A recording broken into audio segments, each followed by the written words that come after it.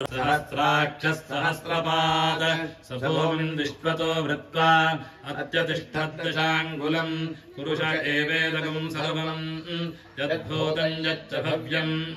उतामृतत्वस्तेषानः यदन्नेनातिरोहति एतावानस्य महिमा अतोज्जायागश्च पूरुषः पादोऽश्च विश्वाभूतानि त्रिपादश्चामृतम् दिवे त्रिपादूर्ध्वमुदयेत्पुरुषः पादोऽस्तेहा भवात् पुनः ततो विश्वम् व्यक्रामत् शासनानशने अभि तस्माद्विराडजायत विराजो अधिपूरुषः स जातो अत्यरिच्यत पश्चाद्भूमिमतो पुरः यत्पुरुषेण हविषः देवाजमतन्वता वसन्तो अस्यासीदाज्यम् ग्रीष्मजध्नः शरद्धविः सप्तास्यासन्तरिधयः त्रिसप्तसमिधः कृताः देवाजज्यम् तन्वानाः अपबद्धम् पुरुषम् पशुम् तञ्जज्ञम् बर्हिषक्रोक्षन् पुरुषम् जातमग्रतः तेन देवा अयजन्त आद्यार्षयश्च तस्माद्यज्ञात् सर्वहुतः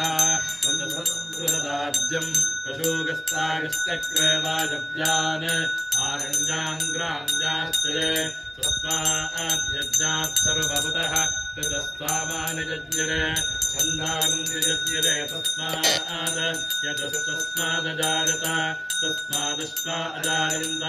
येकेतो भजातः गावो भजज्ञरे तस्माज्जाता अजावयः यत्पुरुषम् यदधुः प्रतिभाव्यकल्पयन्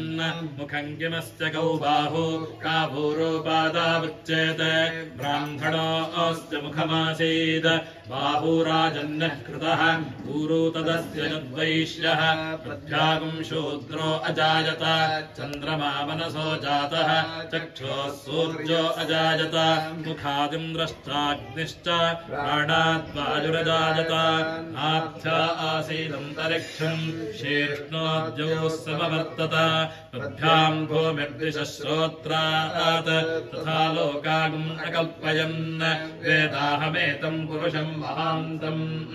आदित्यवर्णम् तमसस्तु पारे सर्वाणि रूपाणि विचित्य धीरः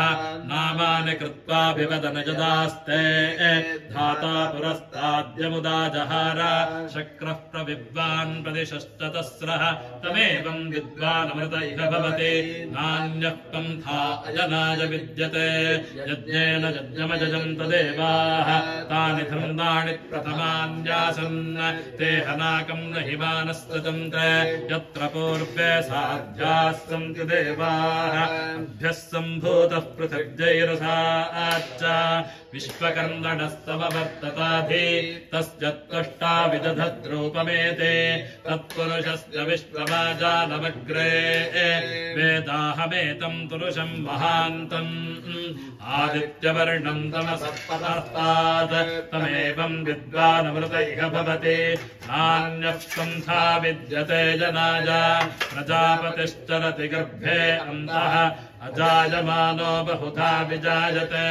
तस्य धीराः परिजानन्ति योनिम्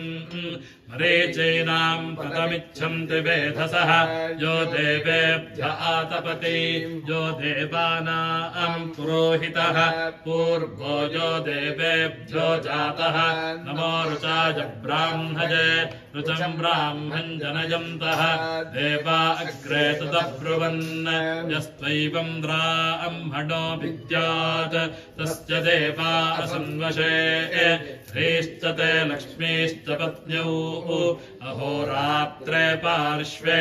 नक्षत्राणि रूपम् अश्विनौ व्याप्तम् इष्टम् मनिषाण अमुम् मनिषाण सर्वम् मनिषाण तच्छञ्जोरावृणीमहे गातुम् यज्ञाय गातुम् यज्ञपतये दैवे स्वस्तिरस्तु नः स्वस्तिर्मानुषेभ्यः ऊर्ध्वम् जिगातु भेषजम् शन्नो अस्तु द्विपदे शञ्चतुष्पदे ॐ शान्तिः शान्तिः शान्तिः ॐ चरणम् पवित्रम् विततम् पुराणम् येन दुष्कृतानि तेन पवित्रेण शुद्धेन पूता अधिपात्मानमरातिम् तरेम लोकस्य द्वारमर्चिमत्पवित्रम् ज्योतिष्मभ्राजमानम् महस्वत